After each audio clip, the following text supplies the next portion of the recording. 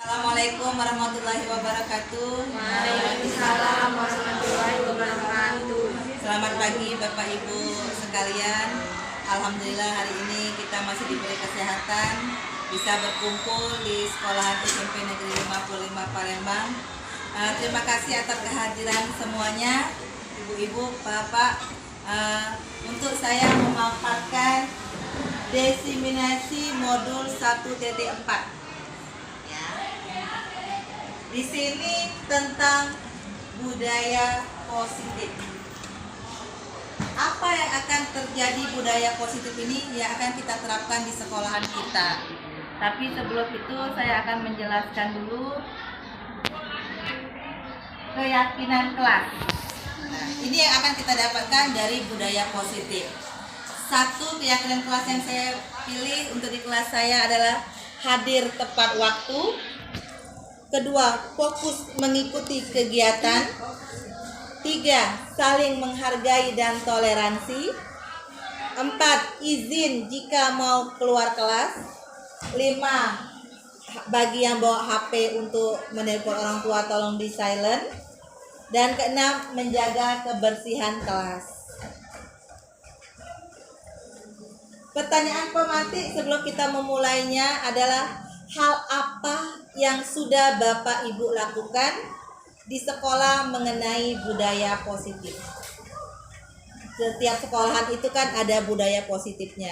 Hal apa yang telah Bapak Ibu lakukan di sekolah mengenai budaya positif? Budaya positif saya adalah satu, sikap sopan dan santun, sikap saling menghargai, sikap bertanggung jawab, sikap disiplin, sikap peduli, kreatif, dan kritis. Budaya positif itu sendiri adalah merupakan sebuah konsep yang bertujuan untuk menciptakan lingkungan belajar yang aman, nyaman, dan menyenangkan bagi seluruh siswa. Berarti di setiap sekolah itu memang harus memulaikan dengan budaya positif. Itu sekarang yang harus kita terapkan. Budaya positif di sekolah merupakan sebuah konsep yang bertujuan untuk menciptakan lingkungan belajar yang aman, nyaman dan menyenangkan bagi seluruh siswa. Hal ini dicapai dengan menerapkan berbagai konsep inti antara lain. Nih, konsep inti yang saya terapkan antara lain pembelajaran paradigma belajar. Kedua, disiplin positif, ada motivasi perilaku manusia, kebutuhan dasar manusia, keyakinan kelas, segitiga restitusi, posisi kontrol kita sebagai guru, dan perubahan paradigma belajar. Banyak ibu, bapak, budaya positif yang sekolah yang akan kita terapkan. Pembelajaran dengan paradigma baru. Ini yang harus kita pelajari. Pembelajaran dengan paradigma baru ini merupakan pembelajaran yang berfokus atau berorientasi pada pengembangan karakter dan kompetensi murid sesuai dengan profil pelajar Pancasila. Sekarang yang kita butuhkan adalah tantangannya merubah karakter murid sesuai dengan profil pelajar Pancasila. Pembelajaran dengan paradigma baru. Pembelajaran dengan paradigma baru merupakan pembelajaran yang berfokus pada pengembangan karakter dan kompetensi murid sesuai profil pelajar Pancasila tadi. Pertama, tantangan pembelajaran dengan paradigma baru itu adalah perubahan mindset guru. Nih, mindset guru yang berubah dulu, perlu mengubah mindset mereka dan mengajar ke memfasilitasi pembelajaran. Terus, persediaan sumber daya PBP Persediaan sumber daya. PBP membutuhkan sumber daya yang memadai. Nah, belajar itu membutuhkan sumber daya memadai seperti buku, alat peraga, dan teknologi. Sekarang ini kita hanya fokus ke buku. Sedangkan sumber belajar tadi medianya sudah bermacam-macam. Kalian kembali lagi lihat nanti di modul ajarnya. Ya. Terus kerjasama antara sekolah, keluarga, dan masyarakat. PBB membutuhkan kerjasama antara sekolah, keluarga, dan masyarakat untuk mencapai tujuan pendidikan yang optimal. Ya Bapak Ibu ya. Terus saya lanjut dengan pembelajaran dengan paradigma baru. Nih, pembelajaran dengan paradigma baru. Dalam membangun budaya positif, sekolah dapat menyediakan lingkungan yang positif tadi, aman dan nyaman, agar semua siswa kita mampu berpikir, bertindak dalam menciptakan dengan merdeka, mandiri, dan juga bertanggung jawab. Masalahnya kita di sini masih banyak yang menganggap siswa itu bisa mandiri sendiri tanpa kita bimbing. Mereka bisa bertanggung jawab tanpa kita yang membimbing. Oke, miskonsepsi nih Bu, Bapak, yang penting miskonsepsi tentang teori kontrol.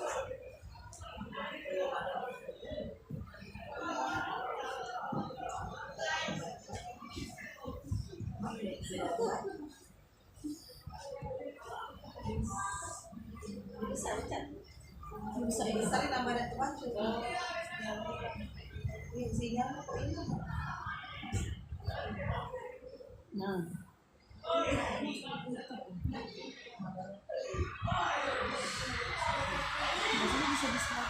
Ilusi guru mengontrol murid. Nih, ilusinya guru yang mengontrol murid. Guru itu masih mengontrol, begini ilusinya. Ilusi bahwa semua penguatan positif, efektif, dan bermanfaat. Ilusi bahwa kritik dan membuat rasa bersalah mampu menguatkan karakter. Dan yang terakhir, ilusi bahwa orang dewasa berhak memaksa. Bagaimana yang Bapak Ibu tangkap? Ternyata kita guru ini masih mengontrol, kita ini yang mengatur. Kalau kita ini guru itu, anak tetap salah. Seperti itu. Emosinya kita merasa kita yang lebih penting. Anak masih tetap kita judge. Ya, itu yang harus kita ubah Bapak Ibu. Menurut Stephen, jika ingin membuat kemajuan perlahan, ubahlah cara Anda melihat dunia. Ubahlah cara Anda berpikir tentang manusia. Ubahlah paradigma Anda, skema dan pemahaman aspek tertentu tentang kenyataan. Ini saya lewatkan, sudah bisa dibaca. Disiplin positif. Disiplin mengacu pada disiplin diri yang memiliki tanggung jawab terhadap apa yang dilakukannya berdasarkan nilai-nilai yang diyakini. Bapak Ibu, anak itu harus kita tanamkan disiplin positif di awal tentang hal apa yang menjadi tanggung jawab mereka. Seperti itu yang saya pelajari. Disiplin positif mengacu pada disiplin diri yang memiliki tanggung jawab terhadap apa yang dilakukannya berdasarkan nilai-nilai yang diyakini. Disiplin positif merupakan salah satu cara penerapan yang bertujuan untuk menumbuhkan kesadaran serta memberdayakan peserta didik tanpa imbalan. Ingat Bu, peserta didik menumbuhkan disiplinnya tanpa ada imbalan, penghargaan, reward, ancaman ataupun hukuman. Disiplin pendidik lagi sebagai pendidik, nih yang baru-baru jadi pendidik, sebagai pendidik tentu saja kita mempunyai tujuan yang sama, yaitu menciptakan peserta didik yang memiliki disiplin diri sehingga mereka perilaku mereka mengacu kepada nilai-nilai kebajikan universal dan memiliki motivasi intrinsik dalam perubahan perilaku ke arah yang lebih baik. Masih banyak kan Bapak Ibu yang menemukan anak-anak yang disiplin positifnya melenceng. Disinilah tugas kita untuk mengarahkan mereka ke arah yang lebih baik. Ya. Semoga kita semua bisa ya. Nilai-nilai kebajikan nih yang dari dalam nilai yang disepakati bersama terlepas dari suku, bangsa, agama, bahasa ataupun latar belakangnya adalah nilai-nilai kebajikan yang penting untuk ditanamkan dipraktikkan dalam kehidupan sehari-hari. Ada lagi nilai-nilai kebajikan yang perlu kita terapkan adalah dalam kehidupan sehari-hari. Keadilan. Pertama, keadilan. Berlaku adil dan tidak memihak kepada siapapun. Kejujuran. Kebijaksanaan dalam berpikir, bertindak. Keberanian. Berani dalam membela kebenaran. Kasih sayang seperti mencintai sesama teman. Kesantunan, bersikap sopan dan santun. Ketaguhan hati, kesederhanaan, tanggung jawab, dan terakhir gotong royong. Nilai-nilai kebajikan yang perlu kita terapkan untuk anak-anak seperti ini yang saya harapkan kita lakukan di sekolah kita. Pertama, kebutuhan dasar manusia yang akan saya jelaskan dulu. Kebutuhan dasar manusia adalah hal-hal penting untuk kelangsungan hidup dan kesejahteraan individunya. Menurut teori hierarki kebutuhan Maslow, kebutuhan dasar manusia dapat dikategorikan menjadi 5 tingkatan. Berarti kebutuhan dasar manusia itu menurutnya ada 5 tingkatan.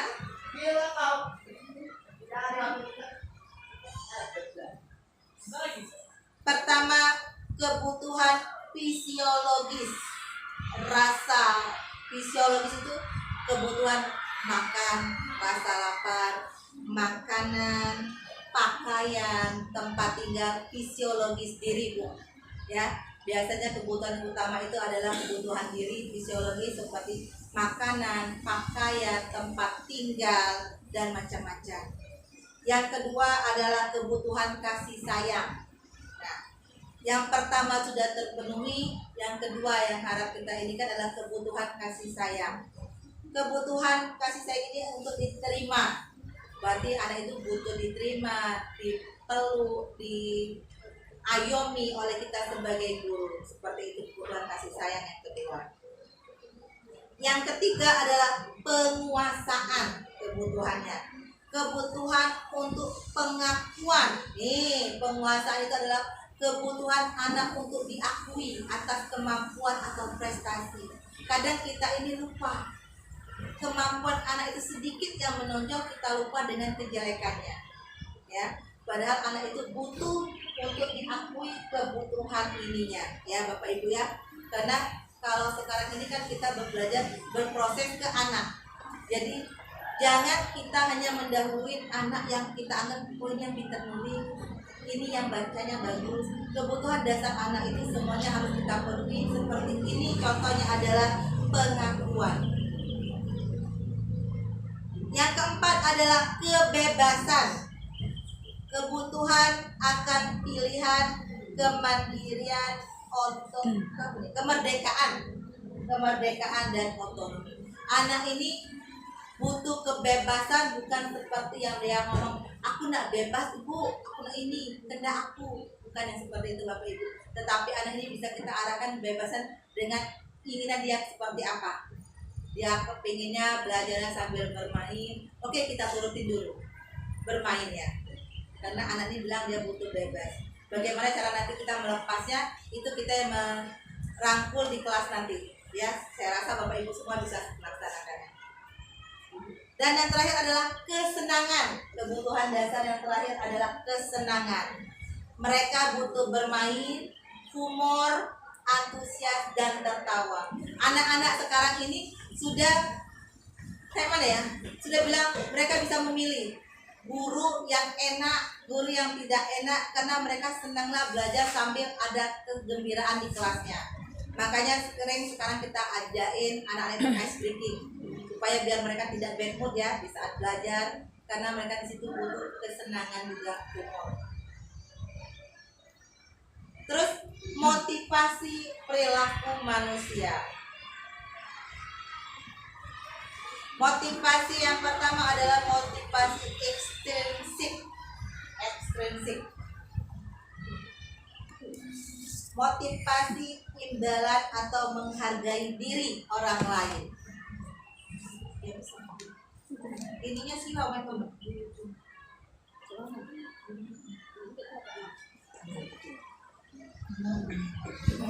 Coba nggak maju juga gitu. Oh iya ada saya.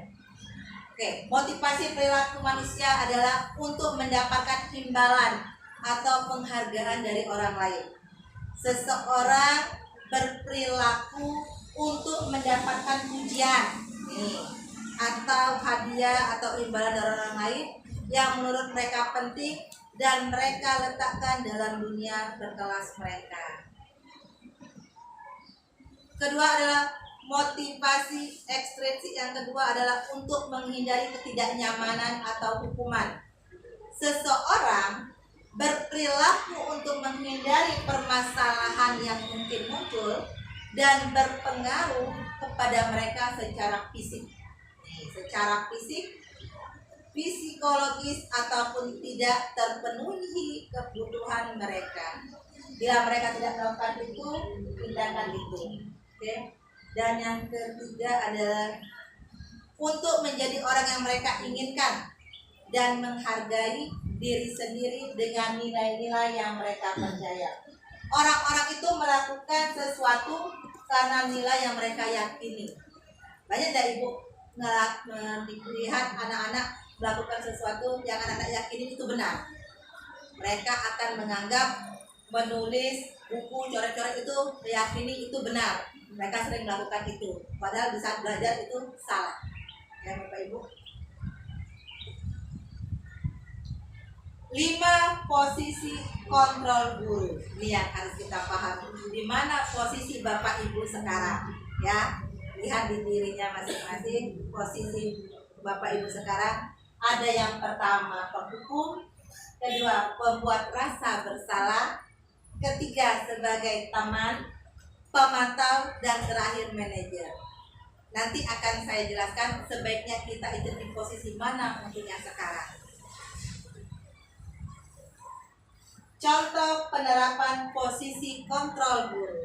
Kasus pertama, siswa memakai make up ke sekolah, keluar kelas dan tidak usah masuk lagi selama pelajaran haya.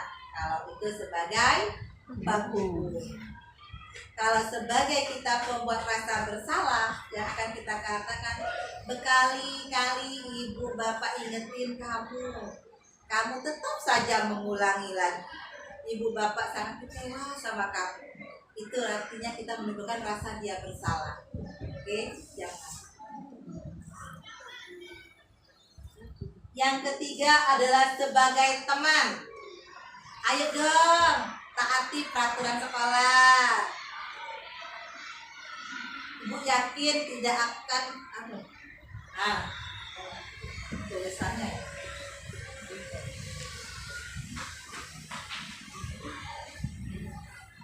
Info nih ya. Nih, kalian ketiga adalah sebagai teman. Kita akan mengomongnya dari dalam hati ke hati. Ayo dong, masa kamu melakukan ini lagi? Kan tahu aturan sekolah. Kalau berniat itu adalah salah. Cara ngomongnya pun biasanya kalau kita melakukan itu sebagai teman, pendekatannya beda. Ya Bapak Ibu ya. Yang keempat adalah sebagai pemantau. Kamu tahu peraturan sekolah? Kamu tahu kan konsekuensinya? Nah, setelah itu ibu akan bawa kamu ke ruang BK. Itu sebagai pemantau. Kita memantau dia melakukan kesalahan. Kamu tahu kan selama ini kamu salah. Kalau kamu itu, ayo kita ke BK, kita bahas selanjutnya. Itu adalah guru sebagai pemantau. Dan yang terakhir, yang kita harapkan adalah sebagai manajer. Apa kamu tahu kesalahan? Kira-kira bagaimana kamu mau memperbaiki kesalahan? Dan di posisi inilah kita diharapkan sebagai manajer.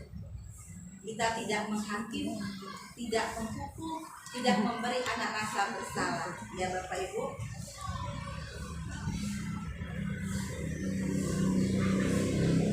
Posisi kontrol manakah aku?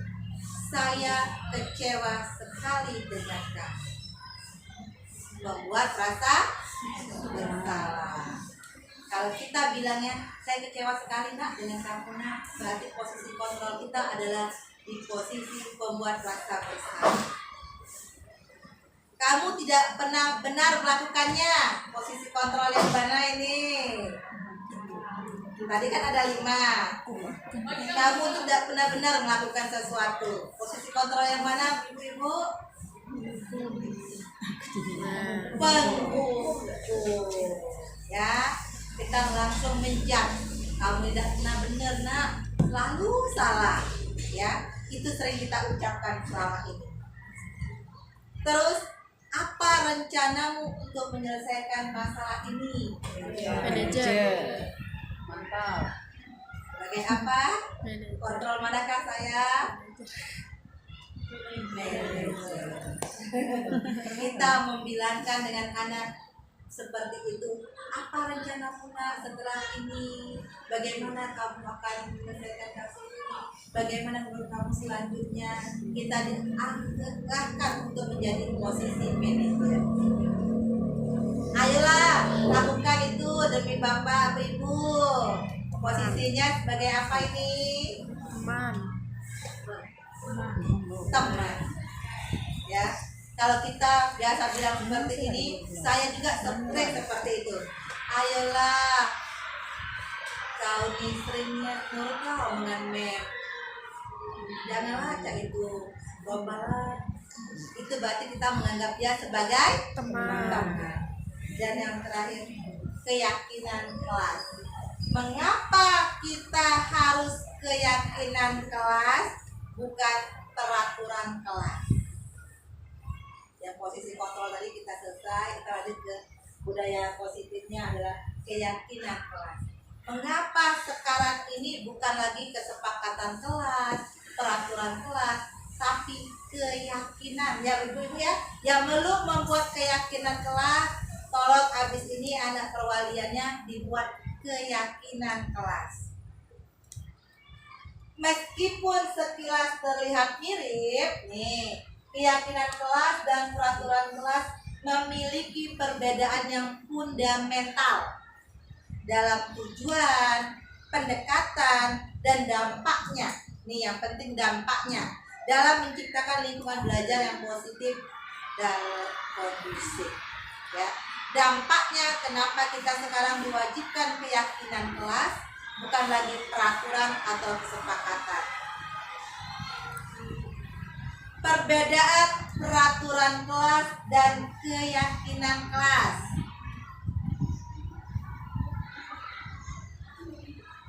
Peraturan kelas ditetapkan untuk mengendalikan perilaku dan menjaga ketertiban di kelas. Kalau peraturan kelas itu untuk mengendalikan perilaku dan menjaga ketertiban di kelas. Fokusnya pada kepatuhan. Anak itu harus patuh karena ada peraturan, ya, dan konsekuensi atas pelanggarannya. Keyakinan kelas membuat tanggung jawab pada murid. Fokusnya adalah pada pengembangan karakter dan motivasi intrinsik. Tuh, Bapak Ibu.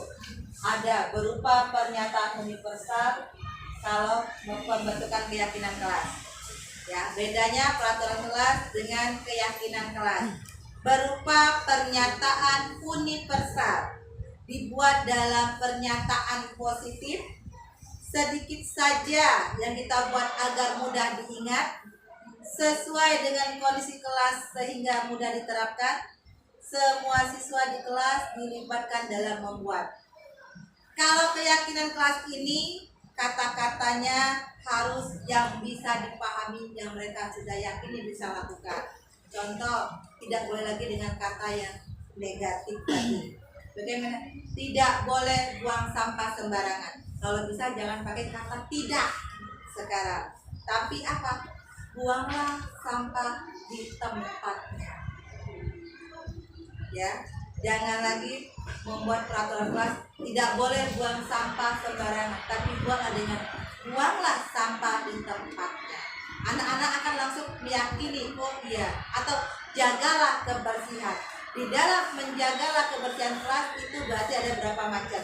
Tidak boleh buang sampah sembarangan, tidak boleh mencoret-coret kelas, tidak boleh mengotori kelas. Itu keyakinan yang akan kita lakukan. Keyakinan kelas berlandaskan nilai-nilai kebajikan atau prinsip universal. Siswa harus hadir, bersikap sopan santun, dan saling menghargai dalam berperilaku. Terus dilarang membuang sampah pada tempatnya dan dilarang menggunakan kata-kata kasar. Siswa harus hadir menjaga sikap sopan santun dan saling menghargai. Ini tadi sama seperti yang tadi. Langkah-langkah ini Bapak Ibu yang perlu kita tentukan, langkah-langkah untuk menetapkan keyakinan kelas. Langkah-langkahnya adalah yang harus kita lakukan: berdiskusi bersama anak-anak murid kita, memunculkan peraturan-peraturan nih. Kita munculkan dulu peraturan-peraturan yang harus kita buat, yang akan ditaati. Kedua, mengubah peraturan-peraturan tadi menjadi kalimat yang lebih positif. Tiga, menyarikan peraturan-peraturan menjadi nilai-nilai kebajikan. Peraturan tadi kita ubah menjadi nilai-nilai kebajikan atau keyakinan kelas yang mencerminkan. Terus kita ajak berdiskusi mengenai gambarannya. Berdiskusi ke semua kelas dan meninjau ulang keyakinan kelasnya.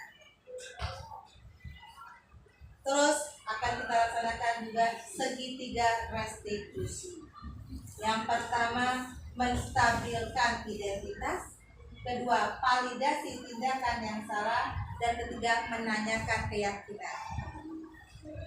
Segitiga restitusi adalah suatu proses dialog yang dijalankan oleh guru agar menghasilkan murid yang mandiri dan bertanggung jawab.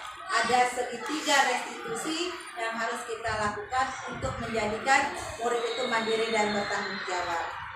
Pertama, menstabilkan identitas. Apa itu? Berbuat salah tidak apa-apa. Saya juga pernah membuat kesalahan seperti itu. Saya ingin mencari solusi, bukan siapa yang salah. Menstabilkan identitas. Jadi kita jangan menggunakan berbuat salah itu tidak apa-apa. Saya juga pernah membuat kesalahan.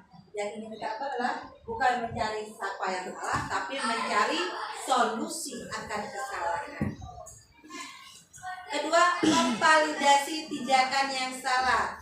Kamu pasti punya alasan melakukan itu.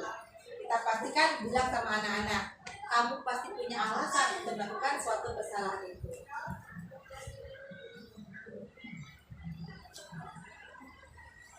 Menanyakan keyakinan.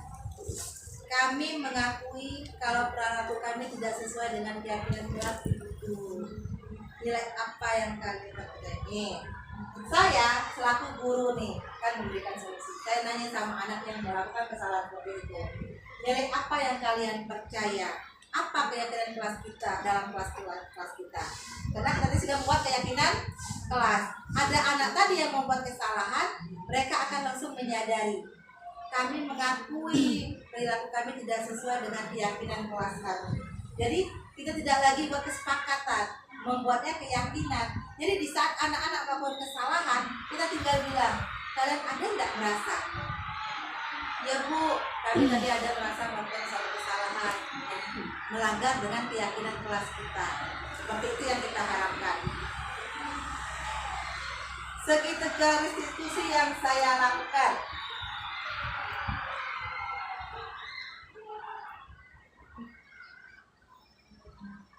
itu yang saya lakukan di kelas Bapak Ibu. Penerapan budaya positif di sekolah, kesimpulannya membutuhkan waktu dan usaha yang berkelanjutan.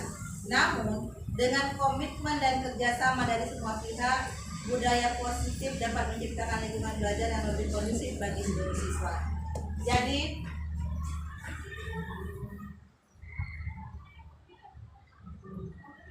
dari budaya positif di sekolah kita ini, kita ada beberapa yang dilakukan. Yang pertama, membuat keyakinan kelas. Saya harap nanti ibu-ibu melakukan itu bukan lagi kesepakatan kelas, bukan lagi ke peraturan kelas, tapi kita ubah untuk dengan keyakinan kelas. Membuat keyakinan kelas ini dengan mengajak siswa dulu berdiskusi dari kesepakatan tadi. Semua membuat kesepakatan dulu apa aturan yang harus dibuat. Terus nanti aturan itu kita harus sepakati. Kita yakini kalau kita melakukan kesalahan itu adalah sesuai dengan keyakinan kelas kita. Terus apalagi yang harus kita yakinkan dalam budaya positif ini? Ini yang sebagai guru, 5 sikap yang harus sebagai guru. 1 sebagai teman, 2 sebagai pas hukum, 3 rasa bersalah, 4 manajer, terakhir manajer, pemantau, dan yang kelima adalah diharapkan sebagai manajer. Dan yang diharapkan sekarang adalah posisi kita di atas, yaitu manajer. Jangan lagi kita sebagai penghukum, jangan lagi kita menjadikan anak itu pembuat rasa bersalah, jangan lagi kita melakukan itu sebagai pemantau, atau lagi satu lagi tadi sebagai teman. Sebaiknya kita sebagai manajer, karena di manajer itu kita tidak lagi menghukum, tapi kita melakukannya sebagai mana ya, manajer itu kalau siswa itu diajak ngomong, diajak membuka hatinya, diajak ditanyain, diajak dia yang mengakui kesalahan. Nah, dia sendiri akhirnya yang akan mengakui kesalahannya. Itu manajer. Ya Bapak Ibu, kalau dari sini saya ingin umpan balik dari Bapak Ibu guru dengan yang saya paparkan. Boleh beberapa orang apa masukan dari yang telah saya paparkan hari ini? Silakan. Apa contoh murid boleh, atau dari kelas, atau dari bagaimanapun.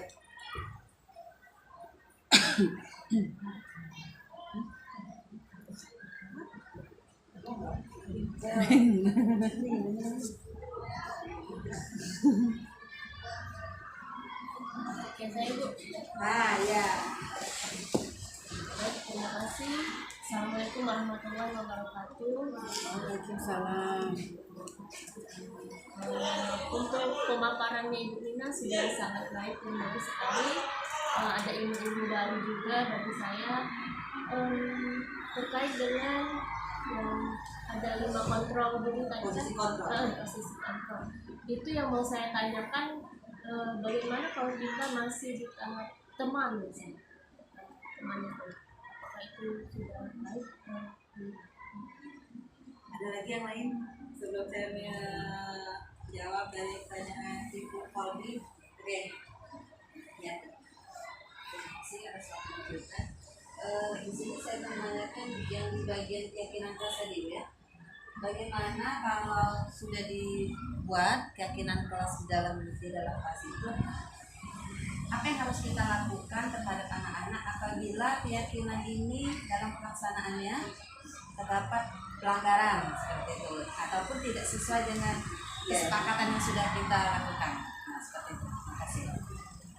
Baik, saya akan menanggapi dulu dari Ibu Poldi pertama, yang sekarang posisinya kalau anak dalam berbuat salah Sebenarnya itu tidak apa-apa Ibu. Positif, teman itu bagus juga. Tetapi seperti yang saya dapat pelajari itu, posisi yang terbaik itu adalah sekarang ini kita guru kalau bisa menjadikan posisi yang sebagai manajer. Teman itu sudah sangat baik melakukannya dengan pendekatan, obrolan, tetapi kita tidak menerapkan anak itu melakukan sebuah kesalahan, diyakini kesalahan, tidak ada memasukkan keyakinan kelas tadi. Kalau dia sekalian saja langsung ya. Berarti anak ini tadi tidak kan kena dari awal kita sudah membuat keyakinan kelas. Di dalam keyakinan kelas yang sudah disepakati, anak itu ada melakukan suatu kesalahan. Kalau Bu Kolbi bilang kita menasihatinya sebagai teman, itu tidak masalah. Tetapi tidak posisi kontrol kita tadi tidak sampai kita membuat anak itu meyakini kesalahan dia. Dia hanya batas ngobrol, baik, yolah, Bu, salahnya anakku ini itu mah kawannya ganggu aku terus. Dan kali ini aku pulang selalu disalahkan. Pasti mereka akan bicara seperti itu, karena mereka menganggap kita sebagai teman. Mereka hanya curhat baik.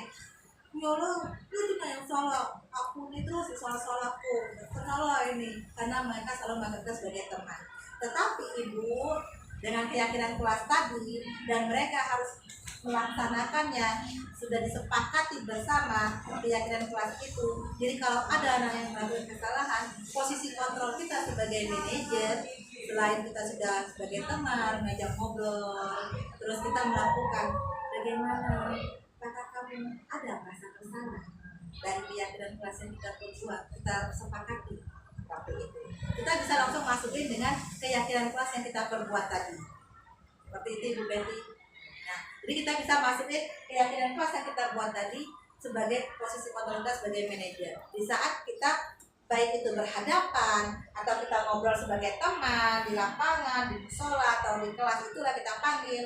Kita bisa memasukkan dengan ada tidak keyakinan kelas yang kamu lakukan seperti itu. Kita masukkan ke seperti itu. Pasti dia akan menginginkan posisi dia. Ibu, aku adanya dan keyakinan kelas itu. Aku kawal atau aku berjadwal, aku tidak membuat PR atau saya ribut. Akhirnya dia meyakini diri dia sendiri kalau dia itu salah dan melanggar keyakinan kelas yang telah diperbuat. Seperti itu Ibu. Jadi apa masih ada kurang? Jelas? Jadi tindak lanjut gurunya terhadap anaknya tersebut dengan pelanggaran yang sudah disepakati, membuat anak itu meyakini kalau dia salah. Tapi kita bukan sebagai pendorong kalau anak itu melakukan kesalahan. Kita membuat anak itu sendiri meyakini kesalahan yang dibuatnya dari keyakinan kelas yang sudah kita sepakati dan kita buat tadi. Kalau perlu Bapak Ibu, keyakinan kelas itu setelah anak-anak buat, kita print atau kita tempelkan di kelas besar-besar. Biar anak-anak tadi sebelum itu selaku ketua wali kelas kita ajarin dulu keyakinan kelas kita tadi diingat lagi. Jangan hanya untuk bersama wali kelas, tetapi juga untuk lakukan di dengan guru-guru yang lain. Jadi kita kan kalau SMP kan gurunya banyak. Kalau SD ya gurunya satu, wali kelasnya itulah, dia bisa banyak waktunya. Tetapi kita akan mengontrol sesuatu dari keyakinan kelas. Jangan melanggar apa keyakinan yang sudah kita sepakati bersama dengan guru yang lain banyak. Seperti itu. Ada lagi yang lain masukannya atau baliknya Pak Ibu ya? Kalau bilang ini. Berarti tadi dia menyadari kesalahannya gitu ya. Iya. Berarti posisi manajer kita mungkin bisa ditambahin tadi, tapi apa rencana ke depannya biar tidak terjadi kesalahan dan Siswa. Posisi manajer. Maksudnya anak tadi tidak mengulangi kesalahan lagi. Kita tanyakan gitu. Ya, nah itu tadi dari keyakinan kelas tadi kita makanya kita sebagai posisi manajer kita langsung mengajarkan apa yang akan kamu lakukan, apa yang akan kamu ini kan untuk dirimu sendiri. Kalau manajer kan dia tidak menghukum, dia tidak sebagai apalagi tadi itu dia akan menghukum itu terus apalagi kewajiban akan kamu laksanakan. Kita ngobrol seperti itu. Apa yang akan kamu rencanakan ke depannya? Bagaimana kalau kamu mengulanginya? Kita yang menghitungkan ke anak itu sendiri Ibu Kolbi, menurut saya. Karena kita sebagai manajer. Tapi kalau kita sebagai penghukum, kita langsung, oh ini memang salah nih. Itulah Ibu malesnya. Coba kau tegak di situ. Atau coba kamu itu Tapi kalau kita sebagai manajer, kita akan meyakini anak itu akan keyakinannya apa yang akan kamu lakukan setelah ini. Apa ya akibatnya kalau kamu melakukan lagi? Bagaimana hasilnya, akhirnya? Apa tujuan kamu akhirnya? Seperti itu kehendak kita selaku manajer ini. Oke. Ada lagi ya Ibu Ayu? Terima kasih Bu Nina. Sesuai dengan posisi kontrol seorang guru, itu sebaiknya adalah manajer. Sebagai manajer, Iya. ketika kita sudah memberikan posisi itu kepada anak, ketika anak itu melakukan kesalahan lagi yang terus berulang, apakah kita dapat mengubah posisi kontrol itu? Bisa. Baik ya. Biasanya Ibu, anak ini kalau dari saya dapat pelajari posisi manajer ini nih, kita tuh sudah karena anak ini sudah sering melakukan kesalahan dan kita juga selaku guru sudah dari penghukum sebagai teman pembuatan salah kita disuruh dudukan untuk menjadi yang terakhir adalah manajer dengan cara lemah lembut, dengan cara dari hati ke hati maunya, dengan cara anak ini sendiri yang mengungkapkan kemauan dirinya. Nah, makanya kita sebagai manajer tadi diharapkan, karena sebagai guru tadi kita yang mengajarkan anak ini yang lebih ngomong, mau apa nah, terus kamu bagaimana nah, apakah kalau kamu melakukan kesalahan apa akibatnya, konsekuensinya bagaimana nah, seperti itu. Jadi kalau di saat nanti kata ibu dia melakukan kesalahan lagi, berarti dia sudah membuat keyakinan diri sendiri, aku udah akan mengulangi lagi, pasti kan dia ngomong di saat yang kita panggil karena kita sebagai manajer dia akan ngomong, tidak bu, aku udah akan mengulangi lagi. Tapi seperti yang maksud ibu, dia akan mengulangi lagi. Nah itu yang disuruh manajer tadi, menyampaikan dari hati supaya anak tadi masuk dia sendiri yang membuat keyakinan dirinya, kesalahannya, terus hasil yang dia mau, seperti itu Bu Ayu. Baik, ada lagi Ibu? Ada yang kurang puas? Udah apa kita disini kan sharing nih tentang budaya positif yang akan kita lakukan di sekolah kita sama-sama, dan saya membantu menyampaikan. Ada lagi ya Ibu? Jadi tidak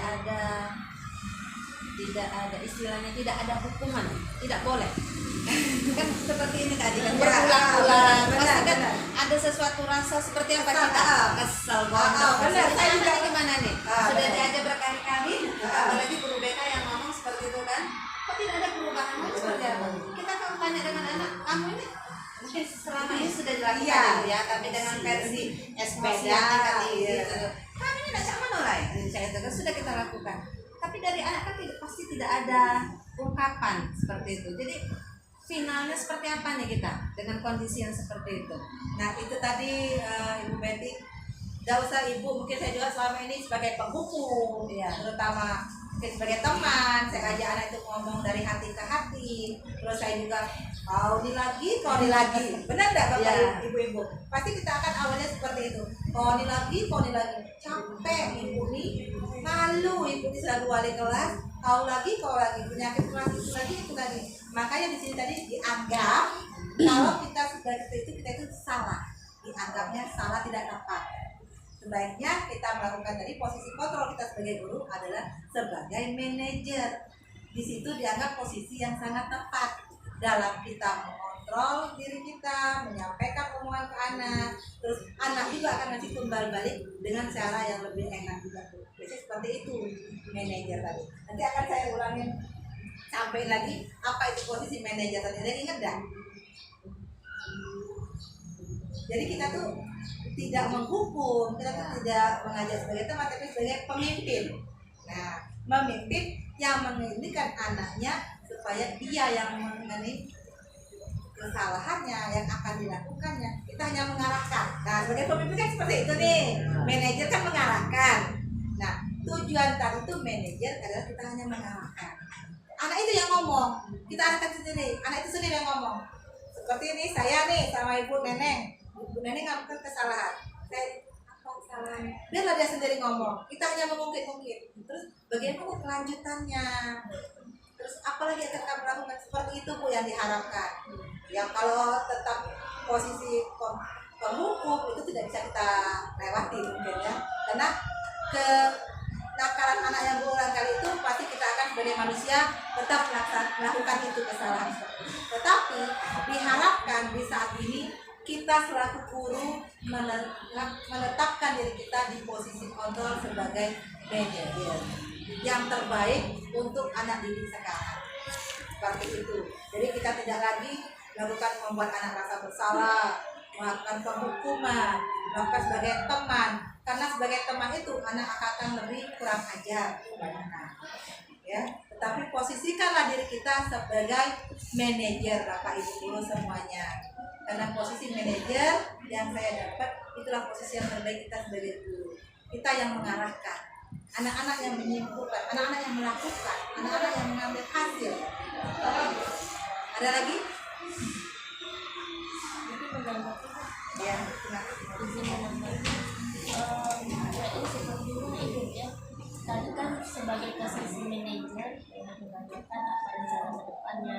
Ketika dia memulainya lagi, kan itu kan dia mengungkapkan lagi kan, Iya. oh kesalahan saya ini nanti ke depannya Saya ini lagi. saya akan mungkin konsekuensinya dari dia sendiri yang bikin Iya, benar. apa Kesalahan dia, kelakuan dia, jadi dia bukan sendiri. dari kita yang Bukan dari kita yang diharapkan. cuman konsekuensinya dia tulis apa Benar seperti itu yang diharapkan manajer tadi. Benar kata Ibu Kolbi, sebagai posisi manajer diharapkan tadi itu kalau anak itu melakukan kesalahan nih pertama kita panggil, seperti kata Ibu Ayu. Terus dia melakukan kesalahan lagi, biarkan anak itu kita panggil, dia bilang lagi, dia pun kurang lagi aku yang ini, lagi aku yakin. Memang kita kadang tuh keluar amarah pasti ya. Kayak itu lagi kalau pasti lagi perempuan lagi. Tapi kita balik lagi posisi manajer kita, posisi kontrol kita sebagai guru tadi, kita mengarahkan lagi. Itu yang diharapkan ibu semuanya. Ada lagi yang mau ditambahin?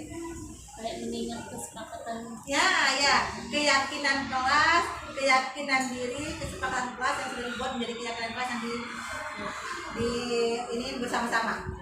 Disepakati bersama-sama yang kita jadiin keyakinan kelas. Kan kita awalnya sekolah ini membuat kesepakatan.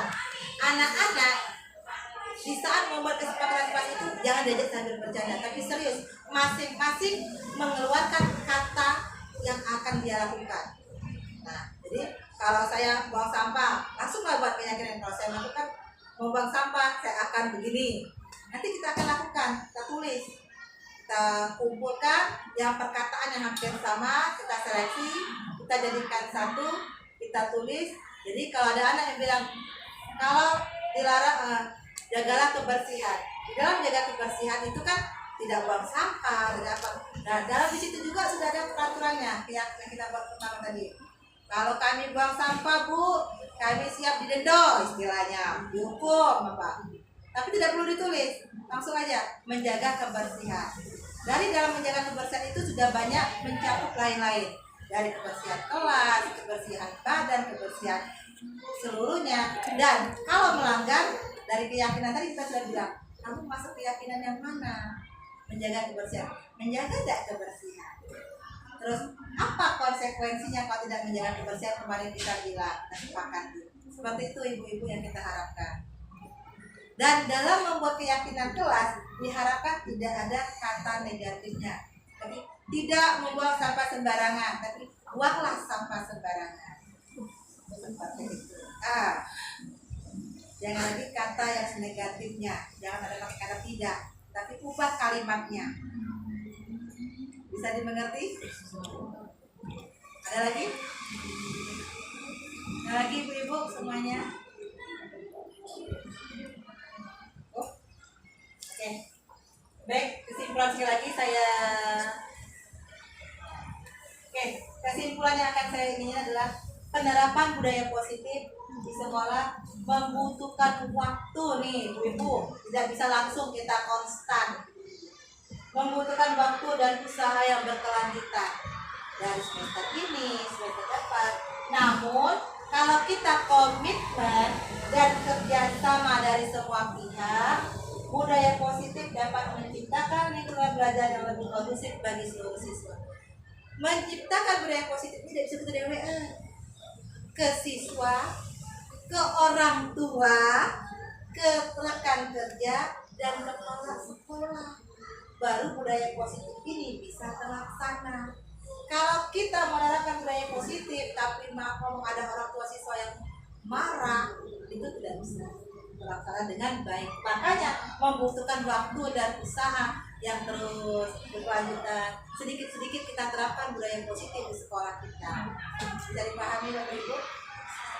Oke, baiklah, sampai di sini pemaparan saya tentang budaya positif di sekolah kita.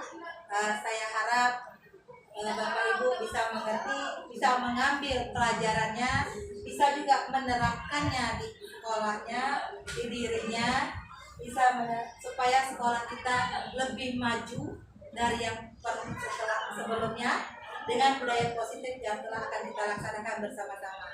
Mau Bapak Ibu kita melaksanakan budaya positif untuk kemajuan sekolah kita? Mau. Siap kita memajukan sekolah kita? Siap. Terapkan budaya positif di sekolah kita dari sekarang. Kita sebagai manajer untuk anak-anak. Budaya positif di sekolah itu sangat penting dilaksanakan ternyata. Yang selama ini belum kita laksanakan, kita mulailah dari kelas kita dulu yang terkecil. Siap Bapak Ibu ya? Ya. Baik, saya akhiri. Assalamualaikum warahmatullahi wabarakatuh. Terima kasih semuanya. Semoga sehat selalu. Salam bahagia. Waalaikumsalam. Alhamdulillah. Nah, kenapa sih?